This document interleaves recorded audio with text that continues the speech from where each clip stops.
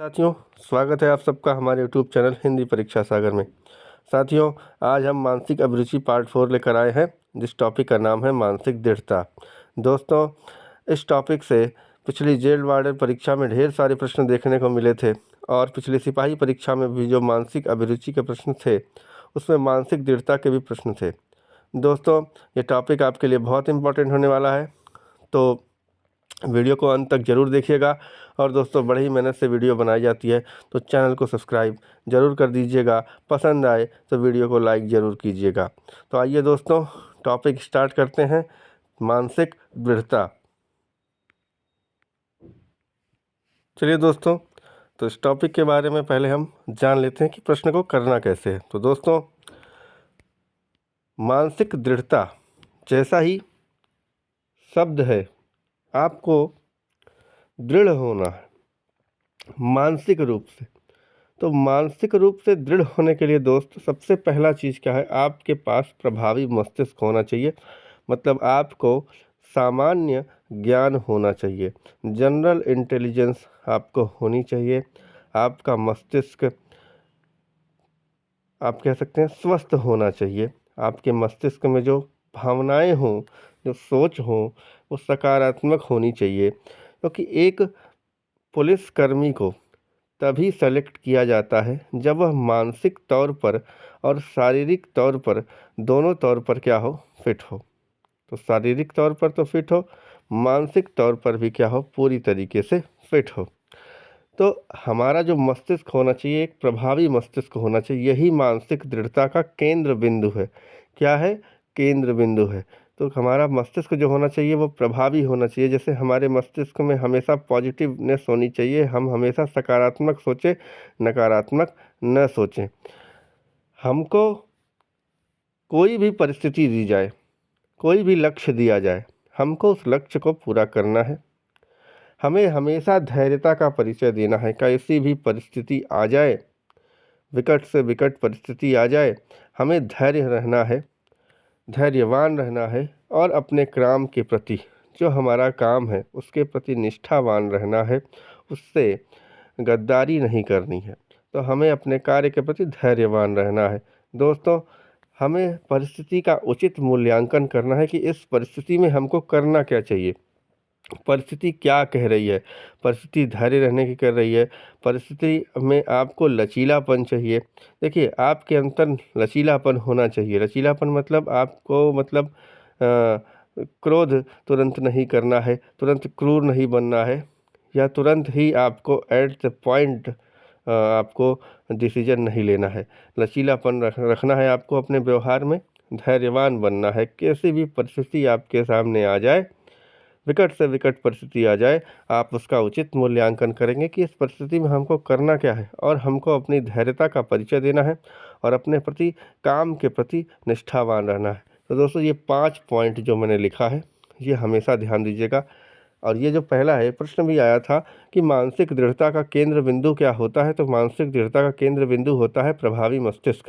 अच्छा मस्तिष्क होगा, अच्छी सोच होगी, सकारात्मक सोच होगी, पॉजिटिव विचार हमेशा आएंगे। तो अब जैसे एक आदमी होता है, हमेशा उसके अंदर नेगेटिव विचार आते हैं। कोई भी परिस्थिति दी जाए, अगर आप उसको कोई भी सिचुएशन दे दीजिए, तो वो हमेशा क्या होता है, उसमें नेगेटिव रहता है। तो हमेशा नेगेटिव रहने की आवश्यकता नहीं है। आप तभी मानसिक और शारीरिक रूप से फिट पाए जाएंगे जब आपका मस्तिष्क अच्छा हो, सोच आपकी अच्छी हो। आपको समय पर काम पूरा करना है, या समय ज़्यादा लगे, समय का कोई वो नहीं है, लेकिन लक्ष्य आपको जो दिया गया है वो आपको पूरा करना है। आपकी सोच हमेशा, मैंने कहा, सकारात्मक होनी चाहिए। धैर्यता का परिचय देना है, काम के प्रति निष्ठावान रहना है और परिस्थिति का उचित मूल्यांकन करना है। इसका मतलब कि आपको उस परिस्थिति में क्या करना चाहिए। तो दोस्तों, ये 5 पॉइंट याद रखिएगा। और इसके बाद हम सीधे प्रश्नों पर चलते हैं और देखिए कैसे हम प्रश्नों को बनाते हैं। और अगर आपको पसंद आए तो वीडियो को लाइक ज़रूर कीजिएगा और चैनल को सब्सक्राइब ज़रूर कीजिएगा। चलिए दोस्तों, तो चालू करते हैं सीधे प्रश्न पर। और मैंने जो 5 पॉइंट बताए, उसी 5 पॉइंटों से ये प्रश्न लग जाएंगे। पहला क्वेश्चन कह रहा है कि आपके निकट परिवार के किसी सदस्य की मृत्यु हो गई है, आप इस स्थिति से कैसे निपटेंगे। ये प्रश्न कहा कि आपके परिवार के किसी सदस्य की मृत्यु हो गई है, तो आप इस स्थिति से कैसे निपटेंगे। हमेशा ध्यान दीजिएगा, आपका जो दिमाग होना चाहिए, जो मस्तिष्क होना चाहिए, वो प्रभावी होना चाहिए। हमेशा उसमें सकारात्मक सोच होनी चाहिए। हमेशा कैसी भी परिस्थिति हो, आपको दृढ़ रखना है, धैर्य रखना है, धैर्य को नहीं खोना है। और यही एक सच्चे पुलिसकर्मी का कर्तव्य है, तो या एक नागरिक का कर्तव्य है। तो आप पहला ऑप्शन कह रहा है व्यथित हो जाएंगे और जीवन में कम रुचि लेने लगेंगे, बिल्कुल गलत है। निगेटिव सोच नहीं होनी चाहिए। आप एक काम से 1 महीने की छुट्टी ले लेंगे, ये कोई भी विकल्प नहीं है। ऐसा व्यवहार करेंगे जैसे कुछ हुआ ही ना हो, ये बिल्कुल गलत है। ऐसा नहीं कि आप ऐसा व्यवहार करेंगे कुछ नहीं हुआ है, किसी की मृत्यु हो गई है तो संवेदना तो आपके अंदर होनी चाहिए, लेकिन आपको अपने धैर्यता का परिचय देना है, दृढ़ रहना है। तो चौथा ऑप्शन देखिए क्या कह रहा है, आपको अपने काम, देखो पॉजिटिवनेस कब आएगी, आपको वो यादें कम नहीं आएंगी जब आप अपने आप को क्या करेंगे, बिजी रखेंगे। तो चौथा ऑप्शन सही है कि आप अपने काम, देखिए चौथा इसका सही है, आप अपने को काम में व्यस्त रखेंगे और कोशिश करेंगे कि घटना के बारे में अभ्यस्त हो जाए, कि हाँ कोशिश करेंगे, इस चीज़ को एक्सेप्ट करेंगे कि हाँ उसकी मृत्यु हो गई है, यही सही है। जो लोग एक्सेप्ट नहीं करते हैं कि किसी सदस्य की मृत्यु हो गई है, उन्हीं को ज़्यादा कष्ट होता है। जब आप एक्सेप्ट कर लेंगे, जब आप इस चीज़ को मान लेंगे कि हाँ किसी की मृत्यु हो गई है, और आप अपनी दृढ़ता का परिचय देंगे कि काम में व्यस्त हो जाएंगे, जिससे ज़्यादा मतलब उस बारे में माहौल सही हो जाए, तो ये चौथा ऑप्शन बिल्कुल सही है, बाकी 3 ऑप्शन बिल्कुल गलत है। तो दोस्तों देखा ना, जैसे मैंने कहा कि बहुत ही आराम से लगेगा, कोई दिक्कत नहीं है। जो 5 पॉइंट बताए उसी 5 पॉइंट को बस आप ध्यान रखिएगा। इसी प्रकार के प्रश्न जेल वार्डन परीक्षा में आए थे। दोस्तों अगले प्रश्न पर चलते हैं। अगला प्रश्न कह रहा है शत्रुतापूर्ण भीड़ से निपटते समय, मतलब भीड़ कैसी है, शत्रुतापूर्ण व्यवहार रख रही है आपसे। कानून प्रवर्तन अधिकारियों, कानून का जो पालन कर रहे हैं वो अधिकारी जैसे पुलिसकर्मी के लिए मानसिक दृढ़ता का एक महत्वपूर्ण पहलू क्या है। अब प्रश्न कह रहा है कि सॉरी, अब प्रश्न कह रहा है कि शत्रुतापूर्ण भीड़ से निपटना है, मतलब भीड़ आपके साथ कैसा व्यवहार कर रही है, शत्रुतापूर्ण, और आप कानून के अधिकारी हैं। तो आप कानून, पहली बात तो आप कानून के अधिकारी हैं तो कानून में रहकर पालन करेंगे, लेकिन मैंने कहा ना स्थिति का उचित मूल्यांकन करेंगे। 5वां पॉइंट दिया था कि स्थिति में करना क्या चाहिए। तो ऑप्शन देखिए, प्रदर्शनकारियों के प्रति आक्रामक प्रतिक्रिया व्यक्त करना, ये बिल्कुल गलत है। कानून के अंदर आपको पालन करना, तो ये बिल्कुल गलत है। धैर्य और तनाव, देखिए मैंने पहले ही जो कहा था कि धैर्यवान बनना है, तो इसमें सीधे सीधे कह रहा है कि धैर्य और तनाव कम करने के कौशल का प्रदर्शन करना। जी बिल्कुल, धैर्य और तनाव कम करने के कौशल का प्रदर्शन कम करना, मतलब ये कह रहा है कि पहला एक चीज़ ये देखिएगा, धैर्यवान बने, हम धैर्यवान बने रहेंगे। और दूसरा, तनाव कम करेंगे। एक पुलिसकर्मी को हमेशा तनाव, टेंशन कम करना चाहिए, तनाव कम करने का कौशल होना चाहिए कि आप लगने नहीं देंगे भीड़ को। ध्यान दीजिएगा, दृढ़तापूर्वक आप भीड़ के सामने खड़े रहेंगे और अब लगने नहीं देंगे, किसको, भीड़ को, जो आपके साथ शत्रुतापूर्ण व्यवहार कर रही है उसको लगने नहीं देंगे कि आप टेंशन में हैं, तनाव में हैं। तो आप अपने तनाव कम रखने के कौशल का प्रदर्शन करेंगे, आप एकदम कूल रहेंगे, क्योंकि अगर आप भी उग्र हो जाएंगे तो भीड़ और उग्र हो जाएगी और हिंसक घटनाएं हो सकती हैं। तो इसलिए दूसरा ऑप्शन सही है। बाकी तीसरा कह रहा है भीड़ नियंत्रण तकनीकी की अनदेखी करना, ये बिल्कुल गलत है। प्रदर्शनकारियों से संवाद से बचना, नहीं, संवाद से बचना ये गलत है। जब तक आप संवाद नहीं करेंगे तब तक मामला हल नहीं होगा। तो बिल्कुल दूसरा ऑप्शन सही है दोस्तों, जैसा मैंने लिखा है। 5 पॉइंट बताए हैं दोस्त, आप किसी भी प्रश्न पर आजमा लीजिएगा, मेरा दावा है कि जो है प्रश्न आपके सही होंगे। चलिए दोस्तों अगले प्रश्न पर चलते हैं। बिल्कुल पिछली प्रश्न की तरह है, लंबे समय तक गतिरोध के दौरान कानून प्रवर्तन अधिकारियों के लिए मानसिक दृढ़ता का बुनियादी पहलू क्या है। कि जो गतिरोध हो रहा है वो लंबे समय से हो रहा है, मतलब आप कोई काम कर रहे हैं और उसका विरोध हो रहा है, या कहीं कुछ भी मान लीजिए धरना प्रदर्शन हो रहा है कि लंबे समय तक गतिरोध है, तो आप कानून प्रवर्तन अधिकारी हैं, मान लीजिए आप पुलिसकर्मी हैं, तो आपका बुनियादी पहलू क्या है, धैर्य खोना, मैंने 5 पॉइंट लिखाए हैं तो ये बिल्कुल गलत हो जाएगा, क्योंकि मैंने वहाँ लिखाया है धैर्यवान रहिए, दृढ़ता का परिचय दीजिए। दृढ़ता, और देखिए बातचीत के प्रयासों की उपेक्षा, ये भी गलत है। सहकर्मियों की भलाई के लिए नज़रअंदाज करना, ये बिल्कुल गलत है भैया। आपको अपने, मैंने क्या लिखाया था कि लक्ष्य का पालन करना है, लक्ष्य को पूरा करना है। तो हमारा बी ऑप्शन यहाँ भी सही है, दृढ़ता को बनाए रखना है भैया। अगर आपके सामने धरना प्रदर्शन हो रहा है तो आप भी दृढ़ रखिए और अपने आप को लचीला, देखिए लचीलापन बनाए रखना मतलब अपने आप को कूल रखिए, शांत रखिए। ऐसा नहीं है कि आप उग्र हो जाइए, थोड़ा सा देखे कि ये लोग नहीं हट रहे हैं तो विभिन्न प्रयास करिए। मान लीजिए शांतिपूर्वक धरना हो रहा है और आप जो है क्या करने लगे, लाठीचार्ज करने लगे, तो ये बिल्कुल गलत है ना। तो आप लचीलापन दिखाए रहेंगे, जिससे सामने वाले को भी अच्छा लगेगा कि जो है पुलिस हमारे लिए खड़ी है, हमारी सुरक्षा के लिए खड़ी है। और उनसे बातचीत करते रहिए, जो गतिरोध हो रहा है क्यों हो रहा है, उनसे आप लचीलापन बनाकर मित्रवत व्यवहार करके, आप एक कानून के अंदर दायरे में रखकर मित्रवत व्यवहार करके उनसे बात करिए और जो है मामला हल करने की सोचिए। तो मैंने कहा ना, दृढ़ता मतलब होता क्या है कि आपको धैर्य रखना है, परिस्थिति का मूल्यांकन करना है। देखिए जो 5वां पॉइंट लिखा था, परिस्थिति का मूल्यांकन करिए कि इस समय परिस्थिति कह क्या रही है आपको। कभी भी उग्र मत बनिए, विनम्र रहिए, क्रूर मत होइए, दृढ़ता का ध्यान दीजिए, धैर्य रखिए, स्वभाव में लचीलापन रखिए, लक्ष्य को पूरा करिए, मस्तिष्क में हमेशा सकारात्मक सोच रखिए। यही 5 पॉइंट बताए थे दोस्तों। देखिए आप यहाँ प्रश्न बन रहे हैं और आपसे पेपर में भी प्रश्न दोस्तों बनेंगे। दोस्तों अगले प्रश्न पर चलते हैं। अगला प्रश्न कह रहा है, जब किसी संभावित खतरनाक संदिग्ध का सामना करना पड़ता है तो कानून प्रवर्तन अधिकारियों के लिए मानसिक दृढ़ता का महत्वपूर्ण पहलू क्या है। संभावित खतरनाक संदिग्ध का सामना करना पड़ता है मतलब आप कहीं जा रहे हैं, आप ऐसे मिशन पर मान लीजिए आपको भेजा गया जहां संभावना है कि कुछ खतरनाक चीज़ें हो सकती हैं जो आपके जीवन के लिए हानिकारक हो सकती हैं, परंतु आप क्या हैं, कानून प्रवर्तन अधिकारी हैं, मतलब एक पुलिसकर्मी है। जहां आप कहीं, आपको ऐसे मिशन पर भेजा गया है, देखिए आपको लक्ष्य को पूरा करना है, धैर्य नहीं खोना है। तो पहला ऑप्शन क्या कह रहा है, जोखिमों का आकलन किए बिना आवेगपूर्ण प्रतिक्रिया करना, ये बिल्कुल गलत है। मान लीजिए आप 2 हैं, सामने 10 हैं और आप जो है बिना जोखिमों का आकलन किए हुए वहाँ घुस गए और आपने उनसे मोर्चा खोल लिया, तो 10 भारी पड़ेंगे 2 पर।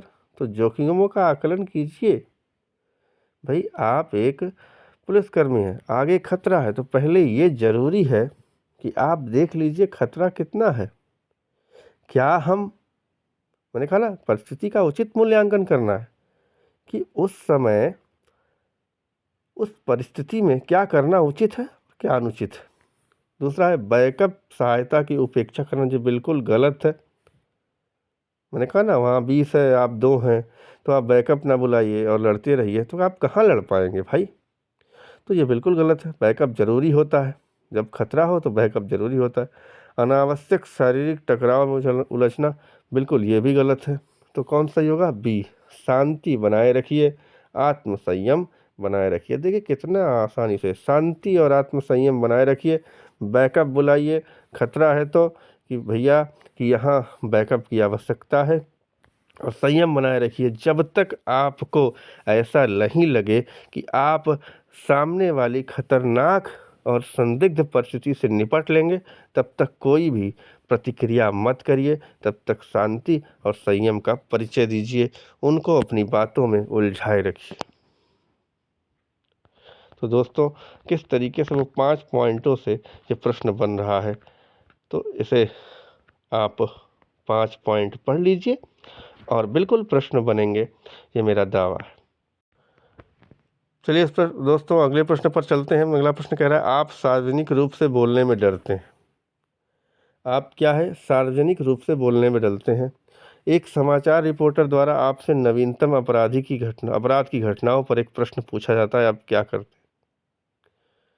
तो प्रश्न ये है कि आप जैसे आप कुछ लोग होते हैं मतलब समाज में बोलने से डरते हैं। जैसे मीडिया के सामने सभी लोग नहीं बोल पाएंगे।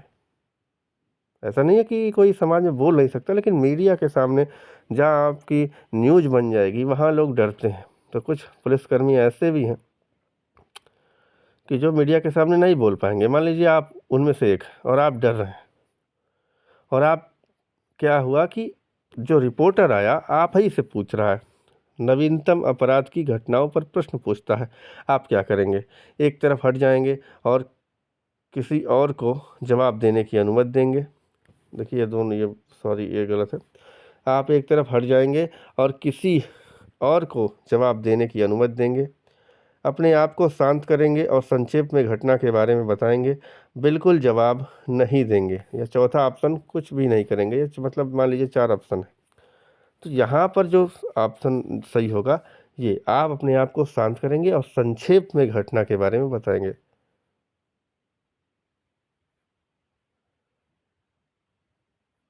मान लीजिए अब आपसे पूछ लिया गया, तो भैया मैंने कहा ना, परिस्थिति का उचित मूल्यांकन करना है, धैर्य रखना है, लक्ष्य को पूरा करना है, ऐसा नहीं हट जाना है। तो पहला तो बिल्कुल गलत होगा कि आप हट जाइए, ठीक है, यही सही होगा। आप अपने आप को शांत करेंगे और संक्षेप में, देखिए भाई हम आप ज़्यादा नहीं बोल सकते हैं, संक्षेप में बोलिए, थोड़ा सा बता करके आपने अपना काम भी पूरा कर दिया, लक्ष्य आपने पूरा कर दिया। ऐसा नहीं है कि वरिष्ठ अधिकारी से आपको डांट मिलेगी कि भैया आपसे पूछा गया आपने क्यों नहीं बताया।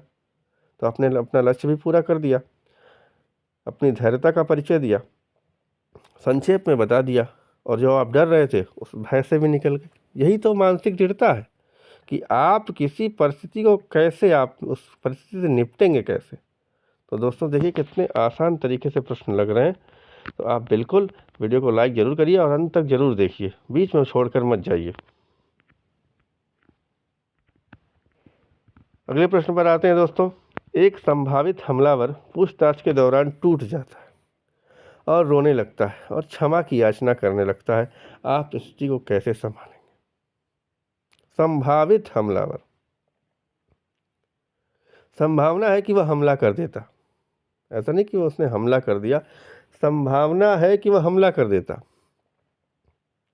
संभावित हमलावर मतलब अभी उसने अपराध किया नहीं, वह करने वाला था, और वो पूछताछ के दौरान टूट जाता है और रोने लगता है और क्षमा की याचना करने लगता है। आप क्या करेंगे?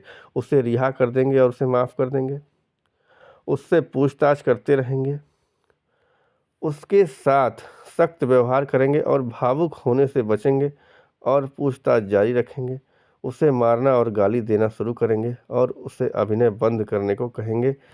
तो 3 ऑप्शन बिल्कुल गलत है।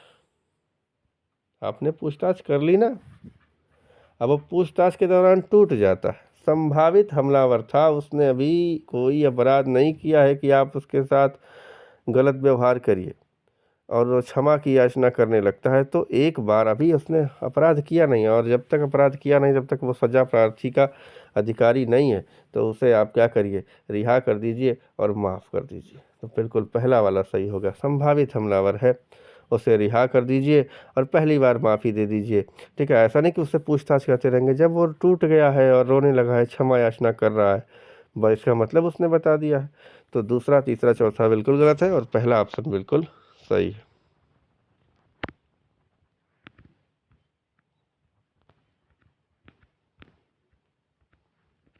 अगले क्वेश्चन चलते हैं दोस्तों। किसी विशेष मामले में आपको लगातार असफलता मिल रही है, आप क्या करेंगे? ये देखिए ऑप्शन बहुत अच्छा है, इस पर ध्यान दीजिएगा।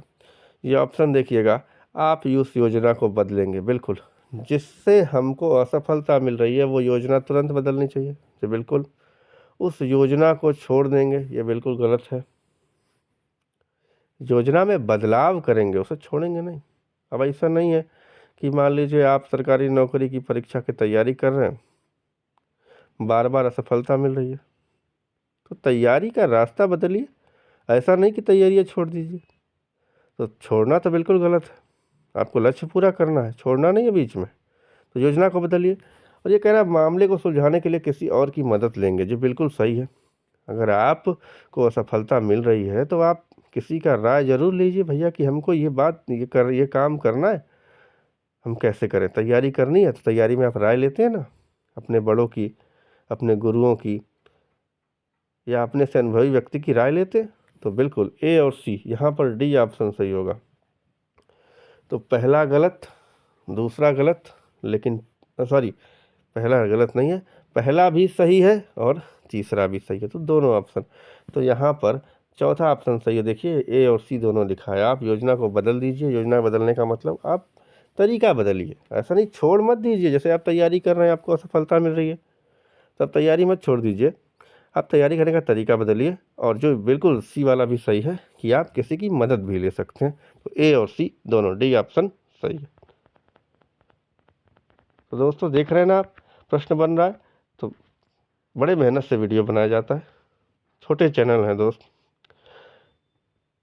ग्रो करना चाहते हैं, जितना हमारे अंदर है आपको 110% देना चाहते हैं। तो दोस्तों चैनल को सब्सक्राइब जरूर कीजिएगा। वीडियो को अगर पसंद आए तो लाइक भी जरूर कीजिएगा।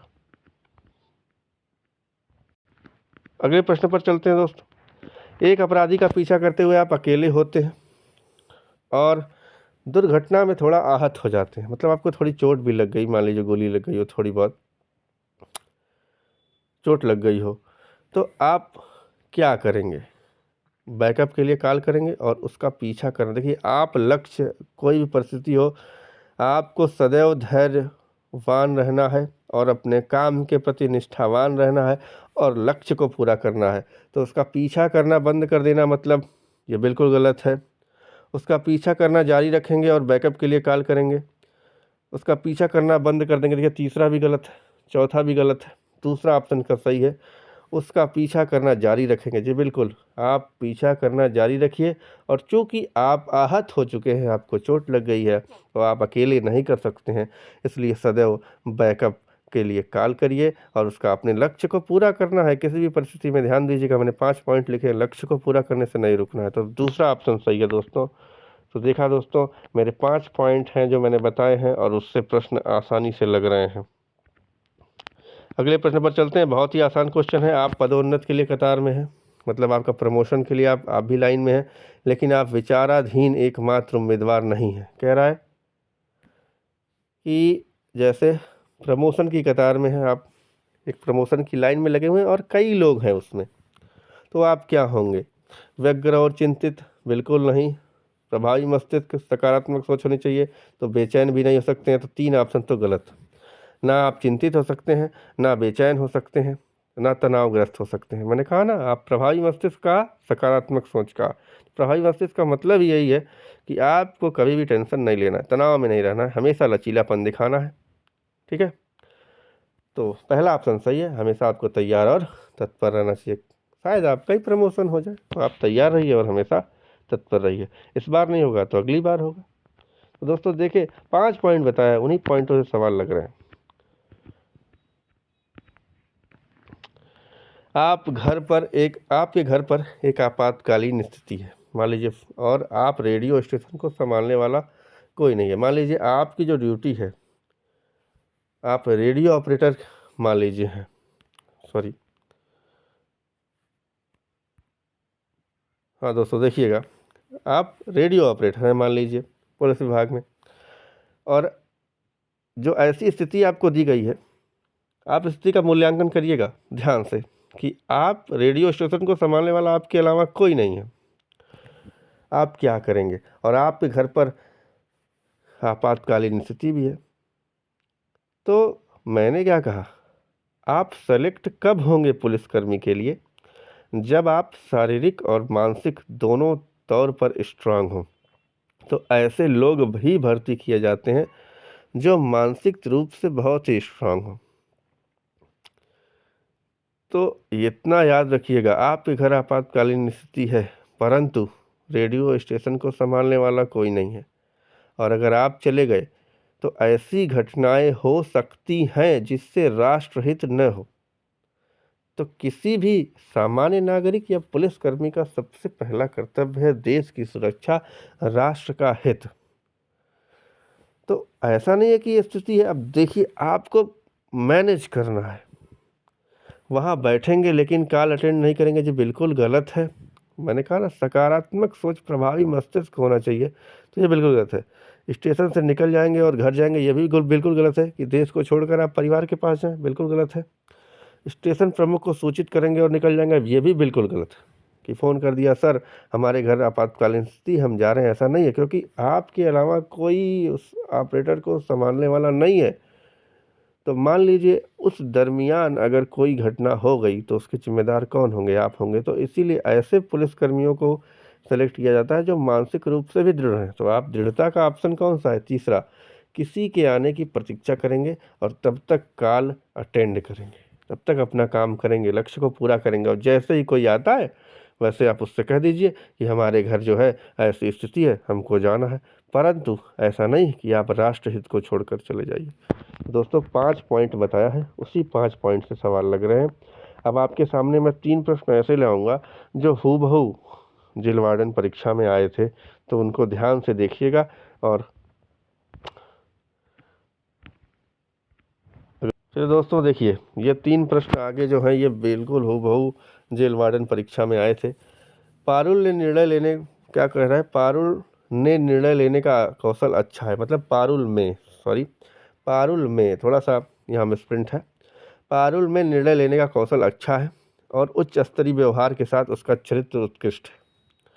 वह बहुत साहसी है और नस्ल, धर्म, लिंग, राजनीतिक स्थिति, धन और रिश्तों से प्रभावित नहीं होती है।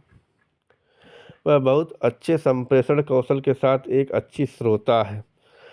तो ऐसी स्थिति एक जज में होती है। बिल्कुल कुछ नहीं देखना है, शेफ नहीं, डॉक्टर नहीं, वकील नहीं, श्रोता है। श्रोता सही पकड़ लीजिए। एक तो वह धर्म, नस्ल, लिंग, राजनीतिक स्थिति के आधार पर भेदभाव नहीं करती है, चरित्र उत्तम है। निर्णय लेने में, यहाँ देखिए निर्णय लेने में भी अच्छी है। तो बिल्कुल बिल्कुल चौथा ऑप्शन क्या होगा? ऐसा किसके लिए हो सकता है?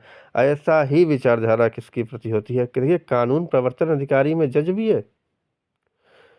तो जितने सरकारी कर्मचारी हैं लगभग सभी कानून प्रवर्तन अधिकारी के अंतर्गत आते हैं, और लॉ वाले कुछ विशेष आते हैं, जैसे पुलिसकर्मी हुए और कोर्ट वाले हुए, वकील हुए, जज हुए, तो ये सब कानून प्रवर्तन अधिकारी। तो दोस्तों देख रहे हैं ना आप, ये ऐसा क्वेश्चन आया था और बिल्कुल आसान से लग रहा है। 5 पॉइंट बताएं, उसी का ध्यान दीजिएगा। अगला क्वेश्चन कह रहा है प्रीति जिसके पिता, ये बिल्कुल ये भी आया था, जेल वार्डन का ही क्वेश्चन है। प्रीति जिसके पिता राज्य के मुख्यमंत्री हैं, चलिए, और रजनी जिसके पिता एक अमीर किसान है। दोनों दोस्त हैं भाई, मुख्यमंत्री और साधारण किसान तो दोस्त नहीं हो सकता है। अमीर किसान है, अमीर किसान है, दोनों दोस्त हैं। प्रीति और रजनी दोनों सिविल सेवा की परीक्षा दे रही हैं। अच्छा, दोनों सिविल सेवा की परीक्षा दे रही हैं। प्रीति और रजनी से लिए गए परीक्षा शुल्क के संदर्भ में कौन सा विकल्प सही है? देखिए, सिविल सेवा की परीक्षा दे रही हैं, एक मुख्यमंत्री हो चाहे एक किसान हो, प्रीति रजनी द्वारा दी गई फीस से अधिक फीस का भुगतान करती है। प्रीति रजनी द्वारा दी गई फीस से कम फीस का भुगतान करती है। प्रीति और रजनी दोनों को फीस देने की छूट दी गई है। प्रीति और रजनी दोनों ही एक समान फीस का भुगतान करती हैं। तो चाहे कोई भी हो, चाहे वो मुख्यमंत्री हो चाहे वो अमीर किसान हो, आप दोनों को क्या करना है? एक समान फीस का ही भुगतान करना है। यहाँ देखिए कैटेगरी के बारे में नहीं बताया गया है। अगर कैटेगरी के बताया में गया होता कि जनरल, ओबीसी, एससी, एसटी, तो यहाँ ऑप्शन अलग हो जाता, क्योंकि आप देखते हैं आप परीक्षा की तैयारी कर रहे हैं और उनके लिए शुल्क अलग अलग होता है। तो कैटेगरी नहीं है, व्यवसाय के बारे में बताया गया है। तो व्यवसाय से, अच्छा किसान भी कैसा है? अमीर किसान है। तो बिल्कुल अगर अमीर किसान है तो वो अन्य पिछड़ा वर्ग में भी नहीं आएंगे। तो यहाँ पर किसी प्रकार के शुल्क में आरक्षण की बात नहीं होगी, तो दोनों को समान फीस देने का प्राविधान है। तो चौथा ऑप्शन बिल्कुल सही होगा। आइए दोस्तों, आज के अंतिम प्रश्न पर चलते हैं। और आज का अंतिम प्रश्न कहता है कि एक ऐसी नौकरी पा लेना जिसमें उसकी रुचि से एक ऐसी नौकरी पा लेना जिसमें उसकी रुचि है, निम्नलिखित में से कौन सा फ़ायदा प्राप्त करने में मदद मिल सकती है? देखिए, ऐसी नौकरी पा लेना जिसमें आपकी रुचि है, तो क्या फ़ायदा हो सकता है? यदि कोई अच्छा वेतन प्राप्त रहा है तो नौकरी में रुचि अधिक होने की संभावना है। यदि कोई एक प्रतिष्ठित कंपनी में काम कर रहा है तो वह अपनी नौकरी से संतुष्ट अवश्य होगा। यदि किसी को नौकरी की आवश्यकता है तो नौकरी पर बने रहने में खुशी होगी। यदि नौकरी किसी की रुचि से मेल खाती है तो इससे इस नौकरी में खुश रहने की संभावना है। तो इसका ऑप्शन कौन सा सही होगा दोस्तों, कमेंट ज़रूर कीजिएगा। और इसका ऑप्शन जो होगा, यदि कोई अच्छा वेतन प्राप्त कर रहा है तो नौकरी में ये रुचि, ये गलत है कि वेतन से नौकरी में रुचि का कोई बात नहीं होता है। यदि कोई एक प्रतिष्ठित कंपनी में काम कर रहा है तो अपनी नौकरी से संतुष्ट अवश्य होगा, ये भी बिल्कुल गलत है। यदि किसी नौकरी की आवश्यकता है तो उसे नौकरी पर बने रहने में खुशी होगी, ये भी बिल्कुल गलत है। चौथा ऑप्शन बिल्कुल सही होगा, यदि किसी नौकरी की रुचि मेल खाती है, जो कह रहा है कि वह नौकरी पा लीजिए जिसमें रुचि है। तो अगर मुझे मान लीजिए कोई परीक्षा, मुझे मान लीजिए सब इंस्पेक्टर बनना है और मैं सब इंस्पेक्टर पा लिया, नौकरी मिल गई मुझे, तो मुझे नौकरी करने में अत्यंत आनंद आया क्योंकि मैं यही चाहता था। तो ये चौथा ऑप्शन बिल्कुल सही होगा दोस्तों। तो देखा दोस्तों, 5 जो मैंने आपको 5 पॉइंट बताए हैं, उसी 5 पॉइंट पर रहना है और बहुत ही धैर्यता के साथ, दृढ़ता के साथ उन 5 पॉइंटों का ही ध्यान रखकर परीक्षा में प्रश्न करने हैं। दोस्तों बिल्कुल आपको फ़ायदा मिलेगा, वीडियो अंत तक ज़रूर देखिएगा।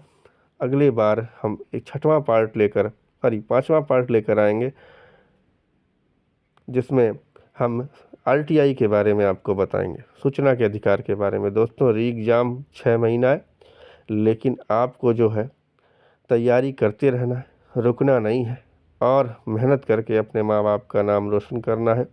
तो दोस्तों अगले पार्ट में मिलेंगे, तब तक के लिए जय हिंद, जय भारत, जय संविधान। आपका दिन शुभ हो। अगले वीडियो में फिर मिलते हैं।